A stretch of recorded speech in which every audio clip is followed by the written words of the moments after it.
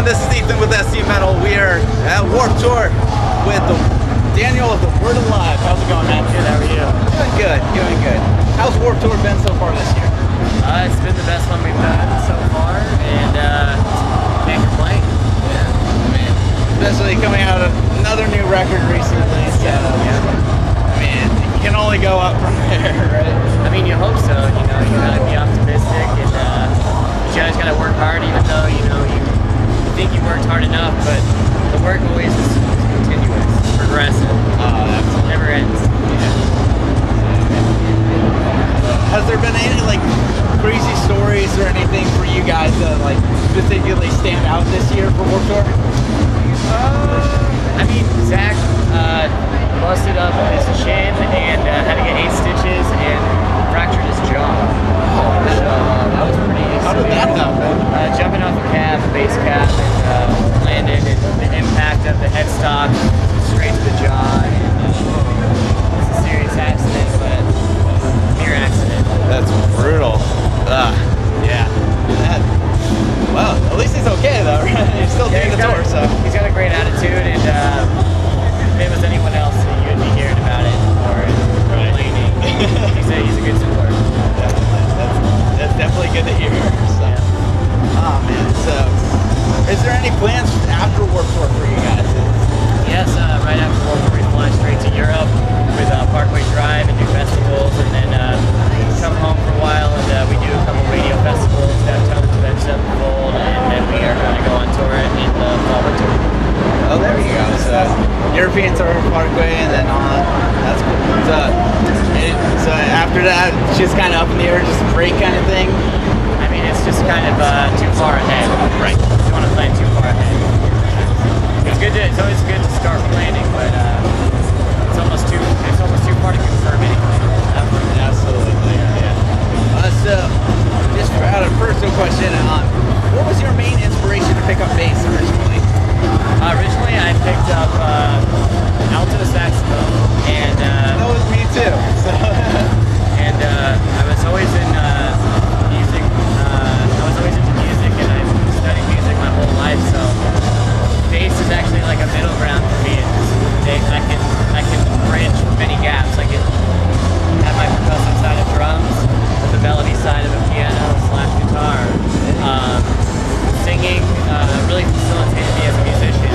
So it really can make me like internalize music better. So really more of an instrumentalist than a songwriter. So it doesn't really necessarily have to be the bass for me to. But what I do with the bass is I make it more of the songwriting, and just like how bass players in the past have. This scene in this genre has fallen short to another stigma where bass players don't do anything to follow the route or do anything that's challenging for the for not just like the betterment of the bass, but for the song. In every other genre, the bass is a very prominent, respected instrument, and it's just kind of frowned upon, and it's fairly offensive to most people that are, you know, real bassists, and it's kind of a slap in the face, and it's not involved in any other instrument besides maybe like a band stick, like a woodwind of some kind. Kind of like it's, but everything's cool. It's music, you know. Everything serves its purpose, and ignorance is, you know, truly a mere just an obstacle in life. Exactly. Yeah, and it's also, I mean, with you guys too, you know, everyone you can tell is real craft, like master of the craft, you know, especially you guys, you specifically, and Luke Holland coming in, and, you know, it's just like a bunch of different people from lots of different backgrounds coming together making awesome music. So I think that's why we kind of collided in our paths in life, because I don't like to call people out or anything, but there's plenty of musicians nowadays that have had it easier than ever, and just the accessibility of technology and things of that nature, and just ghost writing and all this kind of bullshit. It kind of just honestly flounders around, and it kind of dilutes like who's the real musician and stuff. So internally we know, you know, like we work very hard, and so that's kind of why we are still the same unit. Yeah, absolutely. Yeah. It's always great to see those bands still out there kicking ass and taking names like that. So it's definitely a good thing.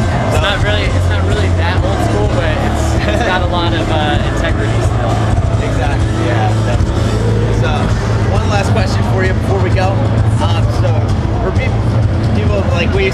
road and we see you doing all these things, what if you're not on the road? What do we expect to see you doing, like as a hobby kind of thing? I mean, I record music. I do studio work. I have done sound in the past for bands, and yeah, everything music is kind of my passion. I do enjoy like exercise, adventuring, hiking, and those kinds of things. Going to the beach.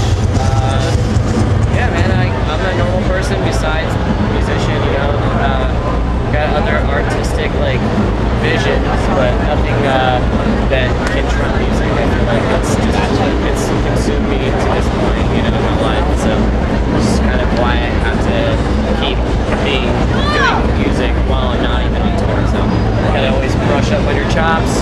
You always gotta make a song. You know, you have to stay sharp. Absolutely. Yeah. Daniel, thank you again, man. Yeah, It's an absolute pleasure.